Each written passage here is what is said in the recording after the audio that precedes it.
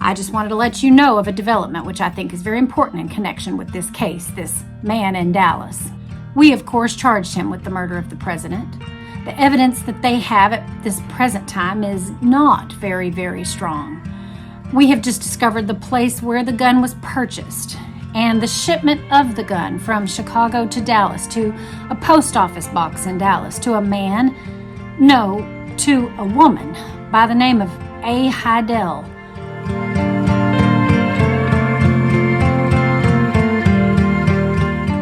Hello and welcome back to my channel. I'm Jess, Connell, and if you're new, then welcome.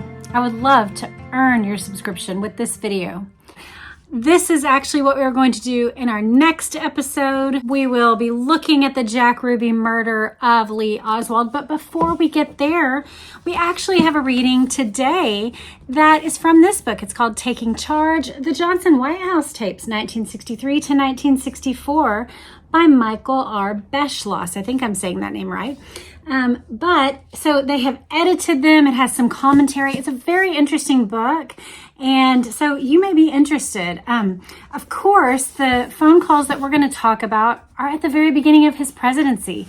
But there's, of course, a lot more in there. So this, I don't know how long this episode's going to be actually, but there's one particular conversation that I'm interested in talking about with you. It's a famous conversation, and you'll see why. In it, Hoover and LBJ talk about Lee Harvey Oswald, and it was actually a very controversial conversation because it was deleted. JFK was the one who had set up for all presidential phone calls to be recorded. They were done so without the acknowledgement to the other party that they were even being recorded. So that in and of itself is an interesting thing, because later Nixon was nailed for this, for recording people without their permission. But JFK was the one who started the precedent, and mercifully he did. I mean, you guys can dicker about the ethical side of it, but for history's sake, it's wonderful to have a recording of these conversations. But this one, the audio file was deleted. However, a transcript survived. So it came out in that 1993 records release. And so that's the conversation that we are aiming for, but we're going to read a few sample conversations that are just really interesting in this book before we get to that one. Now, I do want to tell you, I wish I could read you more of the book, but I'm going to just focus. But there is a whole interesting, at the beginning of this book, there's a whole interesting rebuttal as the prologue, where it takes portions of William Manchester's book, which is called The Death of a President. We read a lot of selections from that in the fall of 2024. It's a wonderful 10-part series of that excellent book, where he chronicled through dozens of interviews and real-time recollections what all was happening in regard to the assassination. Well, Johnson, we get his play-by-play rebuttal to everything that's said about him in Manchester's book. So that's just a fascinating introduction that gives us a look at what LBJ was actually like. The very first phone call that I found very interesting, chapter 1, opens November 22nd, 1963, of course, the day of the assassination. It's 3:15 p.m. It's Rose Fitzgerald Kennedy. Now, you might remember Joseph P. Kennedy, JFK's father, had had a stroke, and so he was not verbal at this point. There are some assertions that he had some measure of communication. Some people have said through like a chalkboard or grunts and facial expressions, but there are varying degrees of whether or not we can actually believe that. A lot of his displeasure or pleasure was very, very remedial, if it was expressed at all. And I say that based on somewhere, maybe it's up there actually. We read through Rita Dallas's book. She was the nurse who was in charge of his care, and she gave very clear descriptions of what he was like. So he was out of commission at this point, not in a condition to receive a phone call. So Rose Fitzgerald Kennedy got onto the line at 3:15 p.m. Central Standard Time. The person connecting the call says, "Hello, Mrs. Kennedy. Hello, Mrs. Kennedy. We're talking from the airplane. Can you hear us all right? Over." "Thank you. Hello?" "Yes, Mrs. Kennedy. I have Mr. Johnson for you here." Even that is interesting, that this person, there's a little footnote at the bottom. He says he recalled that he almost slipped and said the president, but that wary of hurting Mrs. Kennedy's feelings with a brutal reminder that her son no longer held that title, he simply said Mr. Johnson. Very interesting. She says, "Yes, thank you, Mrs. Kennedy." Yes, Mr. President. "I wish to God there was something that I could do, and I wanted to tell you that we were grieving with you." "Yes, well, thank you very much. That's very nice. I know. I know you loved Jack and he loved you." Lady Bird steps in and says, "Mrs. Kennedy, we feel lucky." "Yes, all right. We're glad that the nation had your son as long as it did." "Well, thank you for that, Lady Bird. Thank you very much. Goodbye." Thought and prayers, weeping. "Thank you very much. Goodbye, goodbye, goodbye." She hangs up. So that's interesting. Not long at all. Very few things expressed each way. And almost seems like Rose was like, okay, I'm done with this phone call. Like, I've had enough. Thank you very much. Goodbye, goodbye, goodbye. And she hangs up. Interesting. Nellie Connally is the next call. This is between Lady Bird Johnson and Nellie Connally. She's the wife of Texas John Connally. She was, of course, in the limousine, the presidential limousine in the motorcade. It was her husband that was shot. He was seated right in front of the president. He received gunshot wounds in his upper back, down out of his chest, shattered his wrist, and into his left thigh. And he was in the hospital at this time. It's 3:30 p.m. in Dallas. "Roger, stand by just a moment. Air Force One, could you put volunteer on, please? Mrs. Connally is on the line, standing by for his call." Lady Bird says, "Nellie, can you hear me? We are hearing some reassuring news over the TV. We are up in the plane, but the surgeon speaking about John sounded so reassuring. How about it? The important thing was true. That was the surgeon that had just gotten done operating on him. John is going to be all right. We are almost certain, unless something unforeseen happens." "Nellie, I can't hear you too well." Mrs. Johnson?" And then LBJ shouts into the television, "Nellie, do you hear me?" "Yes." "I love you, darling, and I know that everything is going to be all right, isn't it?" "Yes, it's going to be all right." "God bless you, darling." "The same to you." "Give him a hug and a kiss for me." "Good luck." So she's speaking to the president at that point. Very interesting. They are old friends. If you didn't know that, the Connallys and the Johnsons, Connally had been his kind of campaign tip of the spear in 1960. He had been the one advocating for Lyndon Johnson at that Democratic National Convention that year. And so Connally had been Johnson's man. So it's interesting. Those two would have been thrown together a lot. And Connally and Lady Bird, both Nellie and Lady Bird, would have been way closer with one another than either of them ever were with Jackie. Then Dwight Eisenhower. So these are the only calls so far that have come in. And I just find it interesting to think about, of course they have to call Rose Kennedy and then Nellie Connally. And then after Air Force One lands at Andrews Air Force Base, Johnson flies by helicopter to the White House. From his old vice presidential office, room 274 in the executive office building, west of the White House, he telephones the living former presidents, Herbert Hoover, Harry Truman, Dwight Eisenhower. As Democratic leader of the Senate through the Eisenhower years, Johnson had an amiable relationship with Ike. In 1963, I feel like I should say for younger viewers, Ike is the nickname for Dwight Eisenhower. In 1963, unlike Hoover or Truman, the supreme commander of World War II in Europe still had a vast national following, which Johnson coveted. LBJ knows that Eisenhower, whom Kennedy had resented and generally avoided, will be charmed to know that the new president is so eager for his advice. LBJ says, "This has been a shocking day. My heart goes out to you. It has been tragic.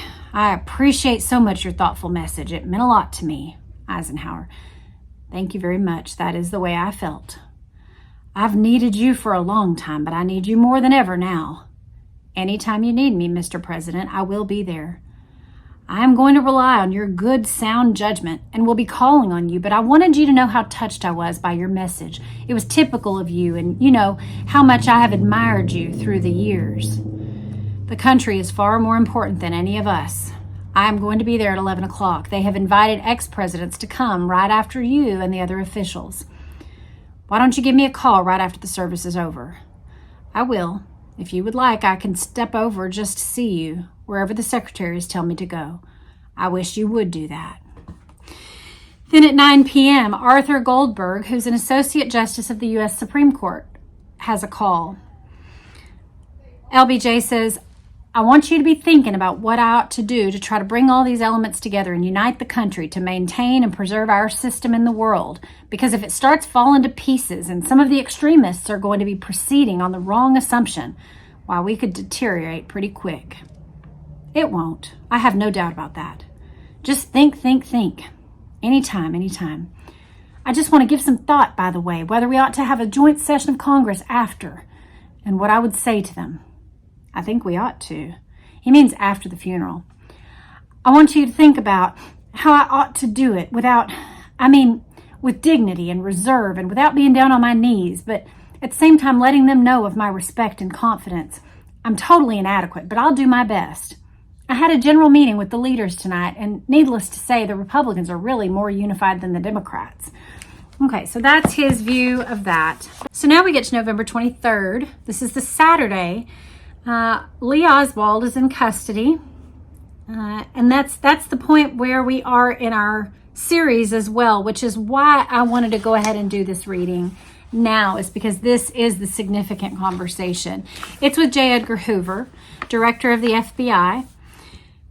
He gives this context. The legendary director of the FBI who detested Kennedy reports to Johnson, his friend of decades and longtime Washington neighbor, on what the FBI knows about the murder. Hoover is eager to impress the new president with the Bureau's efficiency, partly out of concern that Johnson and the public might blame it for lapses that might have made Kennedy's assassination more likely.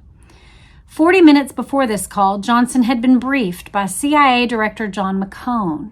The CIA had information on foreign connections to the alleged assassin, Lee Harvey Oswald, which suggested to LBJ that Kennedy may have been murdered by an international conspiracy.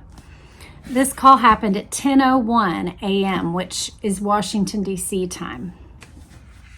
Hoover: I just wanted to let you know of a development which I think is very important in connection with this case, this man in Dallas. He means Lee Harvey Oswald. We, of course, charged him with the murder of the president. The evidence that they have at this present time is not very, very strong. We have just discovered the place where the gun was purchased and the shipment of the gun from Chicago to Dallas, to a post office box in Dallas, to a woman by the name of A. Heidel.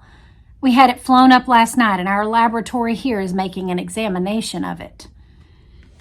LBJ says, yes, I told the Secret Service to see that got taken care of. Hoover: that's right. We have the gun and we have the bullet. There was only one full bullet that was found. That was on the stretcher that the president was on. It apparently had fallen out when they massaged his heart, and we have that one. The footnote says the official view later changed that the bullet had been found on Connally's stretcher. We have what we call slivers, which are not very valuable in the identification. As soon as we finish the testing of the gun for fingerprints, we will then be able to test the one bullet we have with the gun.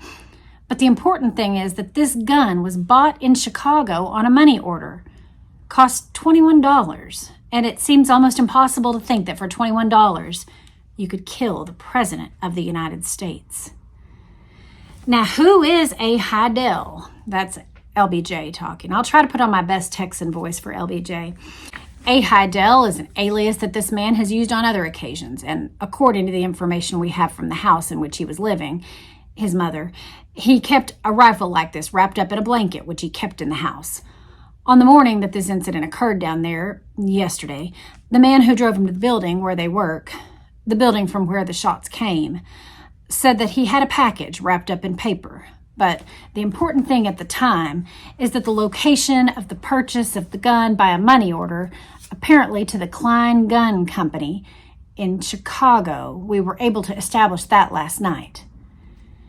Have you established any more about the visit to the Soviet embassy in Mexico in September?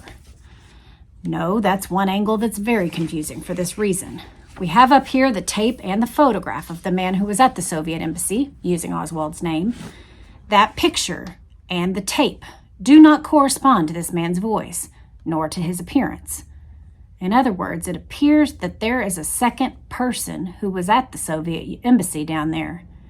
We do have a copy of the letter which was written by Oswald to the Soviet embassy here in Washington, inquiring as well as complaining about the harassment of his wife and the questioning of his wife by the FBI.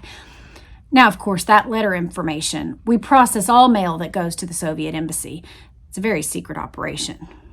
The footnote says, in between 1953 and 1973, although the CIA was forbidden by law to engage in domestic operations, mail from the Soviet Union to the United States was covertly opened and photographed by the agency in concert with the FBI. So they were monitoring all mail that went between the U.S. and the Soviet Union. We'll continue. It's a very secret operation. No mail is delivered to the embassy without being examined and opened by us so that we know what they receive. The case as it stands now isn't strong enough to be able to get a conviction.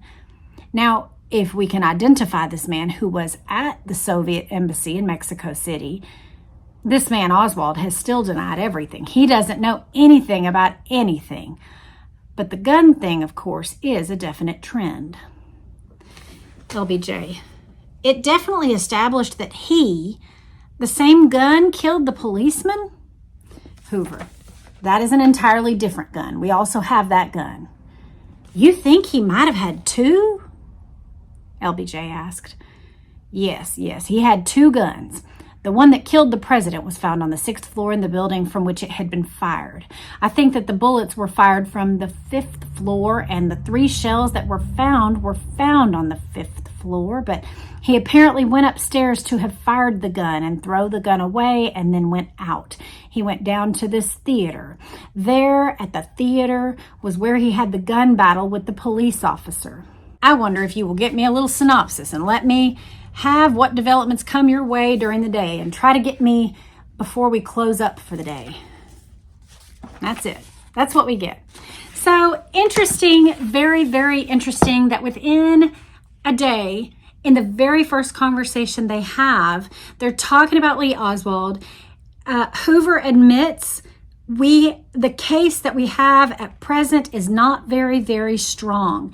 They have the gun, they have where it was mailed from.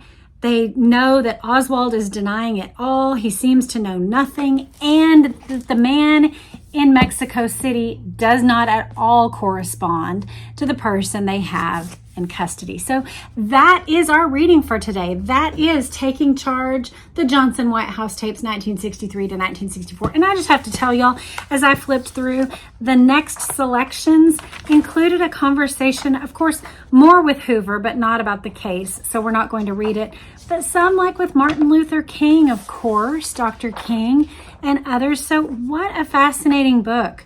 Really a wonderful look. Now here, of course, are some photos in the book of his morning with Jack and Jackie, and then his afternoon on the plane with Jackie right before that call with Rose. And then we have them the very next day going out as President and First Lady. Well, that is our reading. I know it's short, but you guys, I'm not going to drone on and on if there's not more for us to hear, but I did want us all to have that in mind as part of the context. We have our new president who's trying to grasp what's going on with the evidence. And Hoover is saying, it's not a very strong case. And this guy doesn't seem to know anything. He's denying everything. We know where the gun came from. It's not really tied to him. It did belong to him. It's different guns, but he denied it all. It's very interesting to see the case mid-discovery.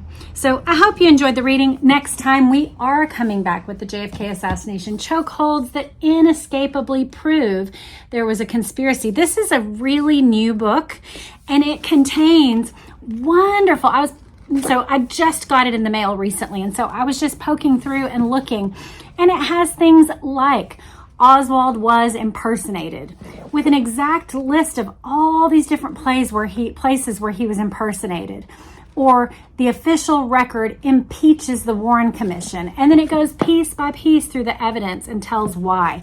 So this is a very wonderful and modern book that pieces together what evidence do we have now? What can we stand by now? And so we're going to look at the Jack Ruby murder of Lee Oswald through this lens. And that's what we're going to do in our next episode. I hope you'll come back for that. Let me know in the comments what you enjoyed, particularly about the LBJ Hoover conversation. I know it wasn't much, and yet it's a little piece that I think is significant because it ties together the CIA's story that Lee Harvey Oswald had been to Mexico City, blah, blah, blah, except the guy didn't match. It wasn't him. He didn't go. And not only that, but Oswald's not this guy who's trying to make a name for himself and saying, yeah, I did it. He is the opposite. He is a patsy. He is what he said he was. He seems to know nothing. Even in Hoover's plain speech to the president, he says this guy doesn't know anything. He doesn't know anything about anything. Very fascinating. I hope you thought so too. Hope you have a great day. We'll see you back next time. Bye.